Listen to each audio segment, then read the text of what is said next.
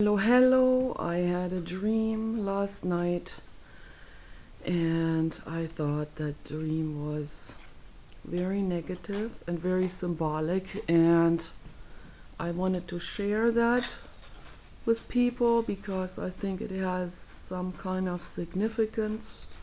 If it didn't have it, I wouldn't share it. I have a lot of dreams. Some of them are not so significant and some of them are, and so this one I thought is definitely significant. It's very symbolic for my life. The dream was this: I was in Santa Barbara downtown, walking around in the late afternoon. There were a lot of buildings, a lot of cafes, a lot of restaurants, and it's kind of like a little bit older buildings, like from the turn of the century. Some of them designed in the style of Danish communities from the turn of the century. And I've been in Santa Barbara before with my mother, and we were in those cafes. And so this time in my dream I was roaming through, and I don't know what I wanted. It was almost, the feeling was I am a fraud, and I have to hide that from the people around me. I have to hide as best as I can, or my life is going to be in danger. But the feeling of fraud comes from my own insecurity, this self-questioning, this feeling, what if everybody else is right when they hate me, So I felt like a fraud by judgment from others. And a little bit like this book, The Criminal Out of Lost Honor, where this guy is a real good person, but everybody hated him and accused him of things, and he finally became that what other people accused him of. And so the lost honor caused him in the end, kind of forced him in the end to become that what other people interpreted in him that he really wasn't, just because he had to survive. It was a survival instinct. He ended up stealing, and then he ended up incarcerated. And a very depressing story. We read that in our German class back in high school. And so those things, of course, they always resonate with me. And so the last dream last night in Santa Barbara, I felt like I'm dirty. I felt like a criminal. I felt like I have to wear a mask so people don't see who I really am, or they're gonna be screaming and they're gonna put me away or something. And everybody looked at me with suspicion, and I felt naked. I have a lot of dreams where I feel naked, or where I am naked in public. A lot of those dreams. Or where I'm naked at the back seat of a car and the car is driving by itself. Those kind of things. All very symbolic. Like, what it means is like I am vulnerable and exposed and totally to the mercy of other people. That's, for example, a situation in a hospital. Like, we're like completely naked and to the mercy of those nurses and doctors, and they can do anything with us, anything they want to. And there's this film about body snatching and organ stealing and stuff like this. I saw several of those. They're all inspired by each other. I think that was going on in the 80s. Those films, and big time in Germany, they made this into a subject, and one made in the U.S. called Coma. Finally has a good ending. The woman, the main character, was rescued in the end. But yeah, it's this total helplessness, and it's very symbolic for my life. I feel like I am, because I feel like I'm the only one. I always feel like I'm the only one with this brain. And there must be something wrong with me, because I'm the only one. And everybody else is different. And I don't have a real communication base with anybody else because of the Asperger's, and I think I have a severe case of Asperger's, a real severe case. I just my brain is so different that I cannot think myself into someone else's situation or mental situation, physical situation, anytime. I'd rescue any animal and person who's in danger at any time. Mentally, I don't see other people in danger.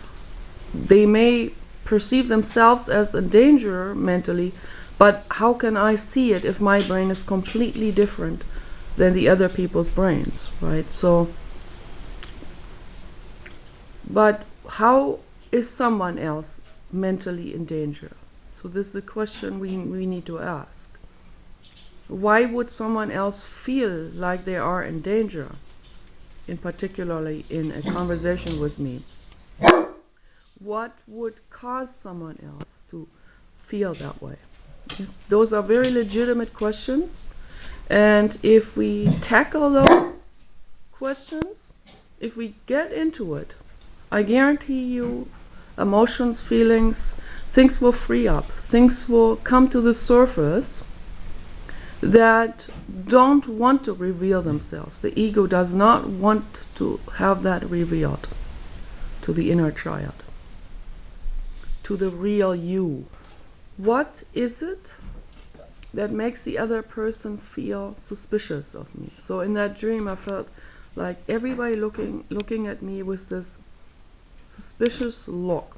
And there were no young people anywhere. They were all my age, or at least 40 or something, plus, And most of them were in their 80s, like a lot of retired people. I went into this one restaurant, and I needed to get through these masses of tables and people, and I had no choice other than to get through this fleet of tables and to get to the other end.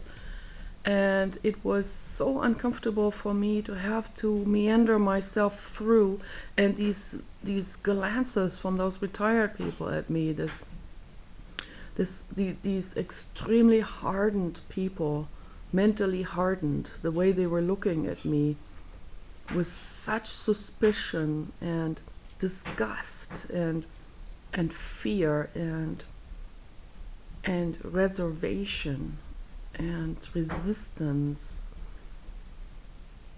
and snobbishness, and it felt so incredibly depressing, and I had to get through, and I apologized to everybody, and I kind of bowed down to everybody, because I thought they were going to kill me if I don't totally submissive myself to them and completely like, I'm fine, I'm not hurting anybody, don't be afraid of me, you know. I have to get my way through here, I'm sorry to bother anybody. And then I ended up in the kitchen, which was like the oven room, pizza cooking oven room, with an old brick oven. It's like or like designed just like an old brick oven with a fire in it. And it was an Italian restaurant. They were making authentic pizzas there. And I don't even know if that exists, but it's in my dream. And I ended up in this oven room, and I felt like a fraud. I felt like I am doing something wrong being in this room, and I needed something. It was an emergency situation, but then again I was too afraid. I needed to hide myself. I needed to hide whatever I was doing. There was nothing revealed to me in the dream that I really wanted. So it's just this totally symbolic situation. And this young libertarian guy comes in, Italian. That's the only young person that was there. But he was not open-minded. And he steps up to me, very muscular guy, and he almost shaved head and like this muscle t-shirt on, and he says in a very hostile way to me, "Who are you and what do you want here? Get out right now, or I'm going to call the police." This extreme resistance and extreme disgust towards me. And I felt it was so depressing for me. And then I tried to find my way out, and I ended up in a different room in that same restaurant. And then I finally ended up on the ground because my legs were giving in. I was getting so exhausted from this energy that just all around me, that gave me no space at all for existence. And so a wall was coming down, kind of like a gate that opens from the top to the bottom. Wall was coming down, and it was closing in on my body, on my back, as I was lying on the floor. It was closing in further and further and further. I had those type of dreams when I was a child too. I had remarkable dreams as a child. I had dreams that the walls would be closing in with knives on them, from the top and from the sides. When I was 5 years old or 4 years old, I had those dreams. I had dreams about spiked masks. I saw that later, much later, like when I was in my teens. I saw that on TV and documentaries about the Middle Ages, that they used spike masks to torture people with. I had those visions before 5 years old. Where are those images coming from? Very interesting, I find that, very creepy. And I had a lot of visions of torture when I was a child. A lot of visions. It was going on all the time, chopped off hands. I was drawing this when I was a child, and that's why I had a therapy done. My mother signed me up for a 2-year therapy with a psychoanalytical therapist who actually wrote a book about this. Very interesting book called Betty, Protocol of a Child Therapy. And it was on the market in the 70s with great success, and it is still on the market today in Germany, even used as mandatory school literature in high schools. And I even talked to people from Germany who had questions in regards to how my life followed up.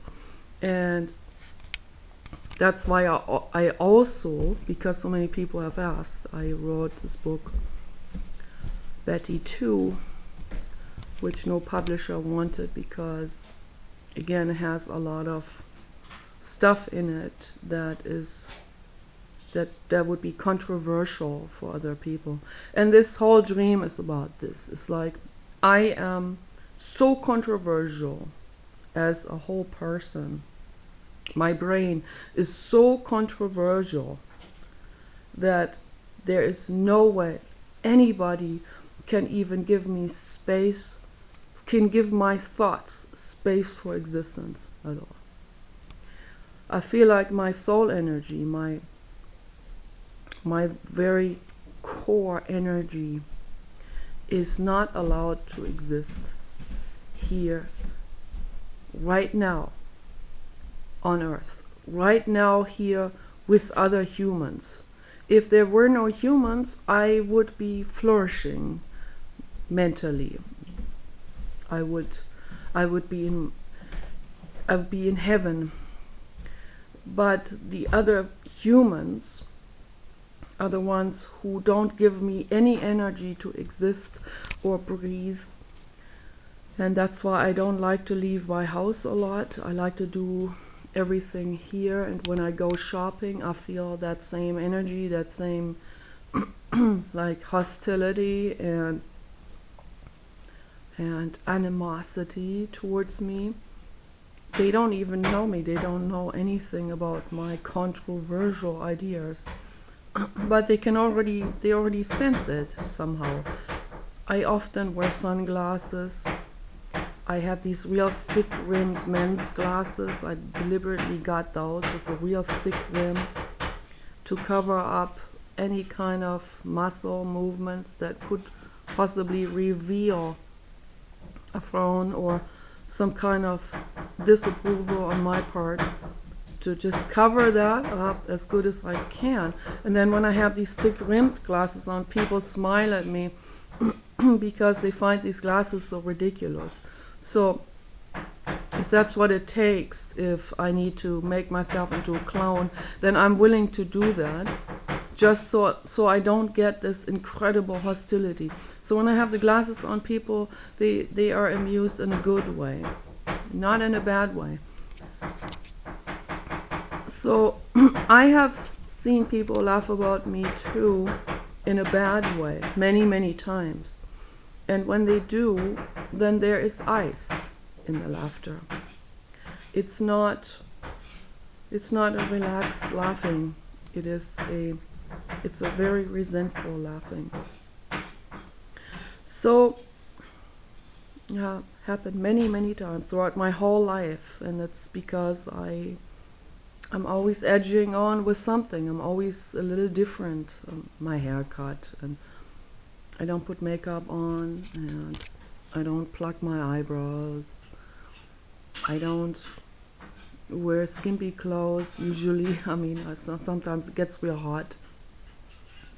I might have like a tank top on, but I would never let my boobs hang out or reveal a whole lot of my skin.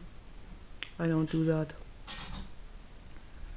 like a lot of other people do it, you know. So I see a lot of other women do it all the time. They showcase their breasts, and with lace bras and all whatnot, and that stuff I don't need to do. I'm not interested in doing that. I'm married. Why should I advertise myself, right? So, and I love my husband deeply, and he just has a very different type of brain. He's a very techie brain, and I can talk to him about techie things, but I am very interested in philosophy, and I like to talk to people about philosophy, and it would be great if I could find somebody who does not take offense to me just chatting away a lot and just exploring all of the knowledge. And I feel like I have never met a woman to talk about this, not once. And yeah, one time a Cambridge professor from England,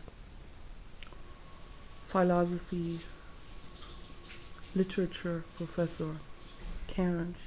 She's from Texas, lives in Cambridge now. But I'm awkward in the way I deal with people. I don't see where their vulnerabilities are.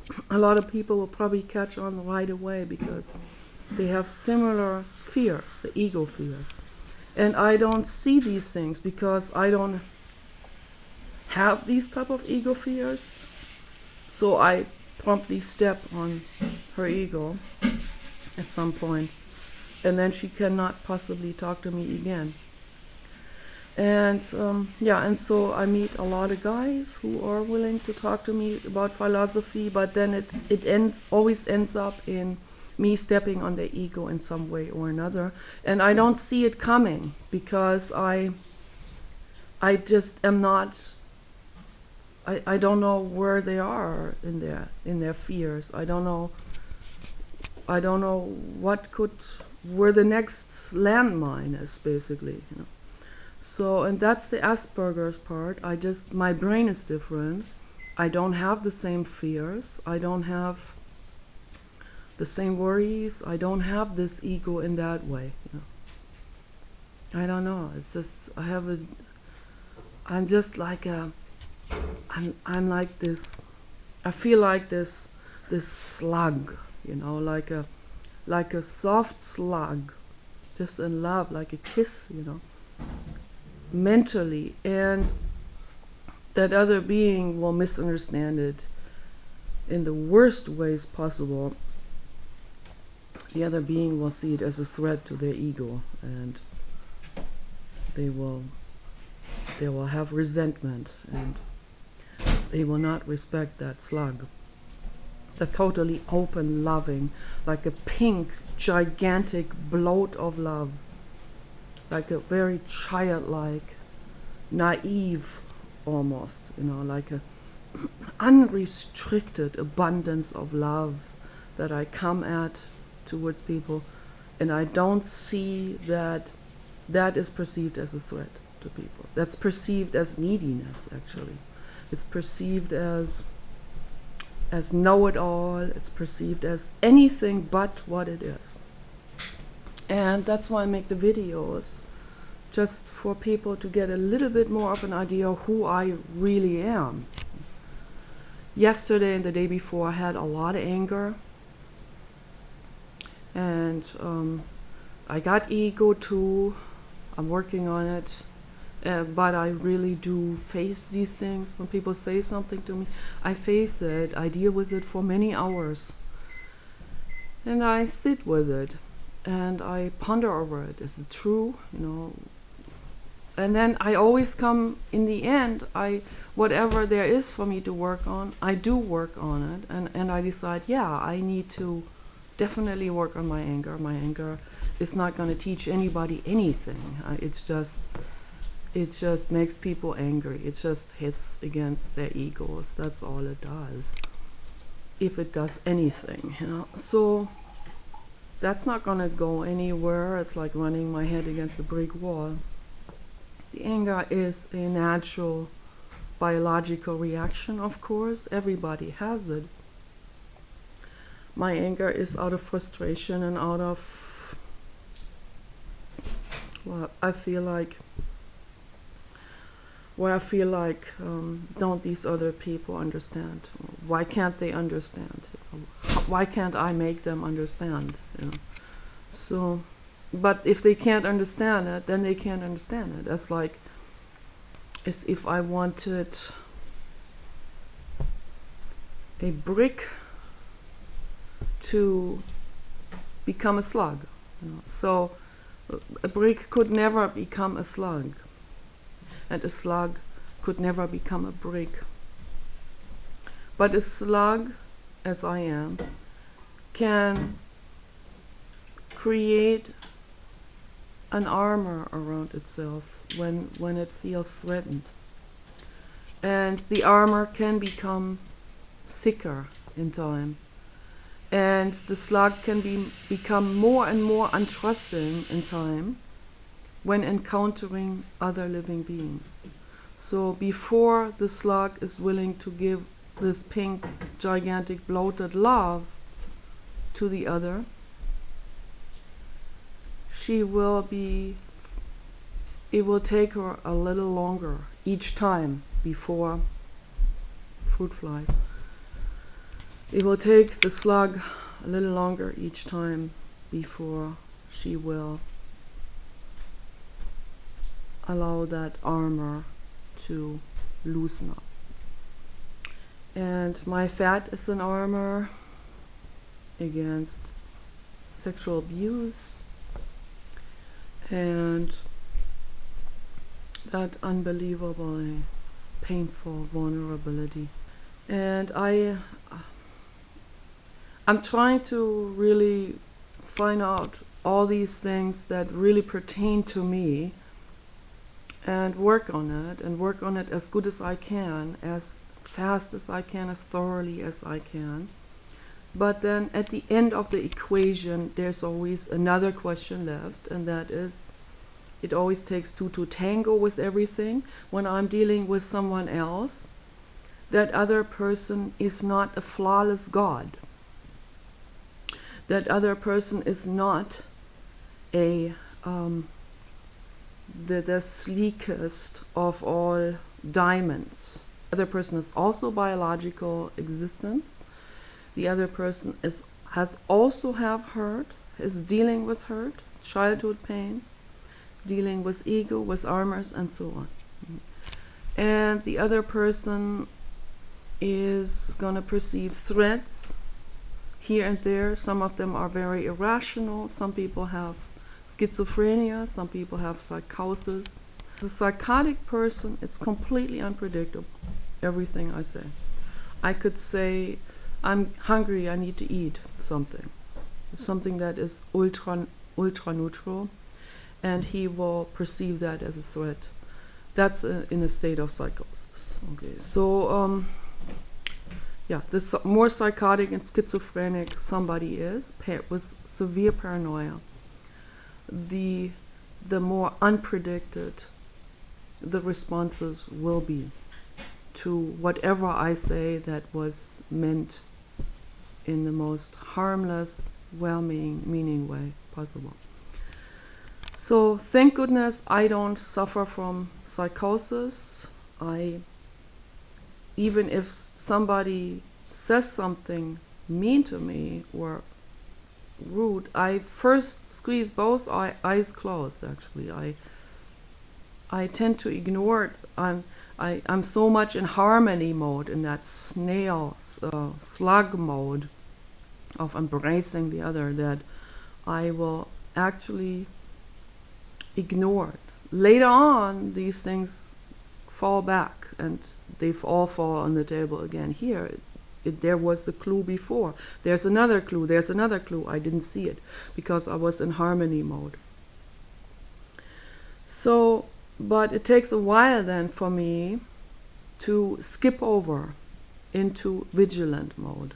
And once I'm in vigilant mode, I'm not in a psychotic mode, I'm not in a paranoid mode, but I will be in a vigilant mode, and that's just in order to protect myself, because I have feelings too. I am a living being and I have been hurt, and I am a highly sensitive person, and it hurts when somebody is mean for whatever reason, whether it triggers my past or not. And I don't like it. I don't like animosity towards me, and I see it right away. I actually can feel energy in a text. There were several people recently who were writing to me in a very reserved way and almost hostile, with a hostile energy, but they were packaging it into a like understanding, it's all well. But behind that packaging was clear and unadulterated, hateful energy, and venomous and cold-hearted energy. I'm not saying that it was that they really intend to be that way. It's their energy, it's the unresolved issues that surface there, that are triggered by me, not caused by me. I'm just a trigger. And so they'll approach me in this, with this packaged agenda. They approach me with this packaged intent.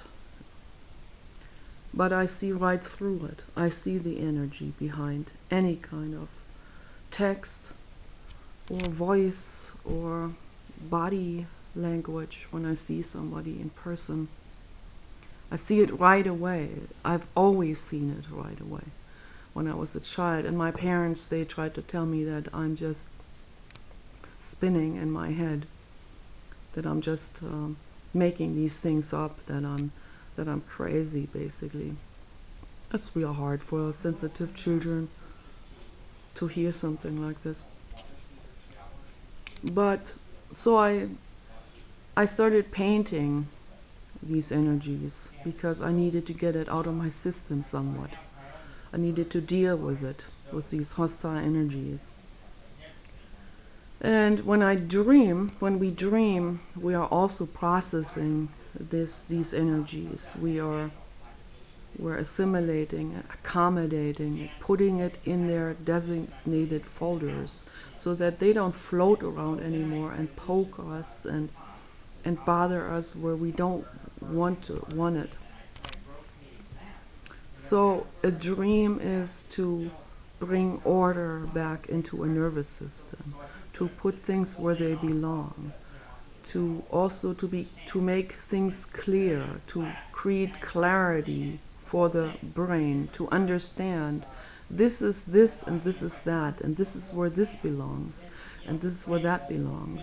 And when people are hostile, that is not a threat for me, that is their pain, and I'm putting it into their file folders. Okay, so their pain, not my pain. And they perceive me as bad. I am not bad. Okay? Just because they perceive me as bad, that doesn't mean I am bad. I'm still good. I'm a good person. And the dreams bring this clarity over these situations. That's why we desperately need to dream. Everybody. If we don't dream, we become crazy. We will become insane. So that's why it is really, really important to do a holistic approach to heal any kind of health problems that prevents us from sleeping. We have to have the space and the time to sleep. We have to have a surroundings where we feel safe. We have to have people around us which make us feel safe, people who make us able to trust, where we can go to sleep and not have to watch over our shoulders. We need to be able to trust people that they don't abuse us or take advantage of us in any way, financially, mentally, psychologically, physically. So this is very, very, very critical. And we need to take valerian root and hops and passion flower and all of those amazing herbs, and pineapple wheat, which grows around the dunes. I don't know. It's probably not growing everywhere, but it's very, very closely related to chamomile. Chamomile grows in many regions of the planet. Taking different herbs, drinking a lot of herbal teas, particularly made out of weeds, dandelion and milk thistle, sharp stuff, but we can touch it with gardening gloves, and we can cut it with clippers. We can put it in a pot or in a tea kettle, clipped, and we can pour clean water in it, cook it. We can make this tea real strong, like a concoction. It works like a tincture. It's very, very powerful to cleanse the liver out. Very important is cut all animal products out, because all animal products hurt the liver and the gallbladder. And then it takes a very long time for that to cleanse itself out. We need to get rid of all toxic substances, alcohol, caffeine, nicotine, prescription drugs, and any kind of pharmaceuticals, and any kind of street drug, and any kind of hallucinogenic, whether that's plant-based or synthetic, it doesn't matter. Hallucinogenics, drugs are causing severe health problems. Even Terence McKenna, very interesting man, he developed a brain tumor because of the abuse of the psilocybin that he has been taking for all these years in massive amounts. So yeah, even if he has something interesting to say because of these experiences, it does not mean we have to do it. Why should we have to destroy ourselves like this? You know, why destroy the brain? Because of all kinds of terrible problems: tumors, headaches, migraines, stress, inability to cope, inability to plan ahead, particularly the planning ahead, and the self-feeding, where people become 5150. It's all due to hallucinogenic drug abuse. And so that's why it's very critical that I point this out, because I don't want kids to step back into those terrible footsteps. It's not necessary. It's not necessary. Let's become creative like Spongo, you know, and let's do this out of our own creativity, not forced, not induced by something.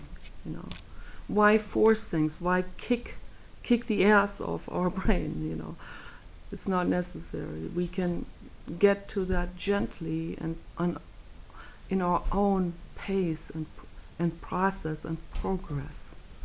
But that means we have to go within. We have to do meditation. We can't be meditating and taking and drinking beer or taking any of these substances on that same day. It's just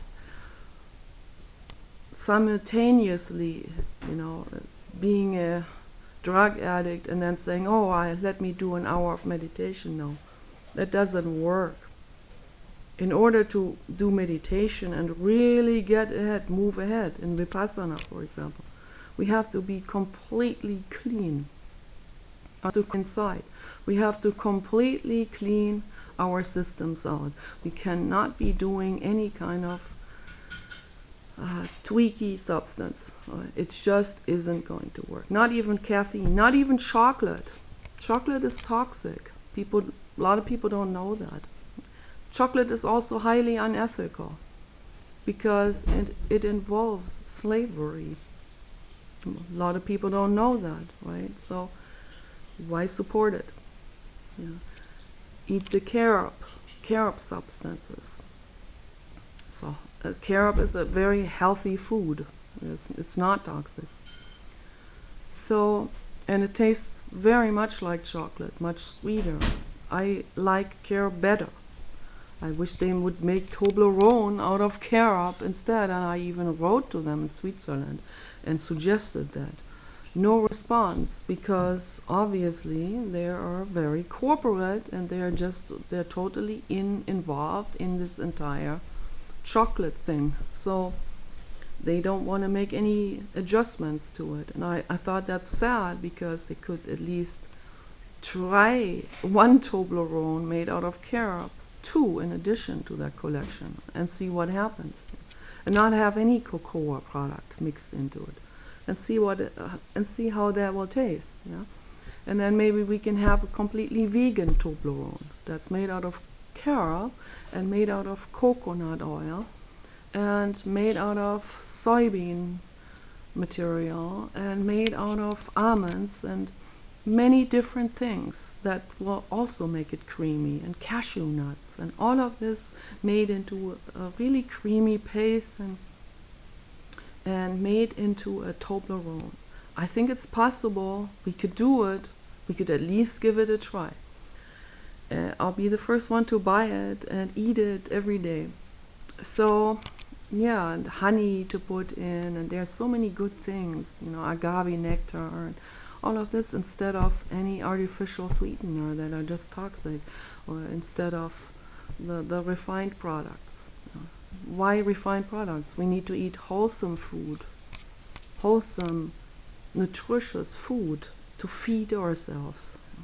No more white sugar or white bread or any kind of animal product. That's just clogging up our systems. So we need to we need to realize this.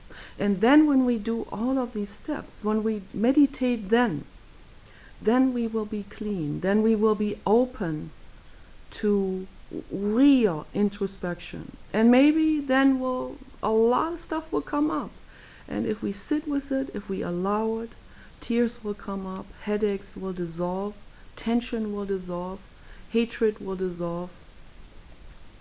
A lot of things will happen. The ego doesn't want this to happen. The ego wants to cling to the old ways. It's always out of fear.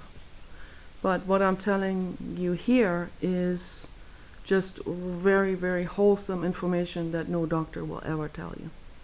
Nor does he want you to know it. Nor does your healthcare insurance want you to know it. Because they want your money. But instead we could heal ourselves with very, very simple means. It's very, very simplistic, very straightforward, and very healing for us and every other life form if we did this, if we did that approach. So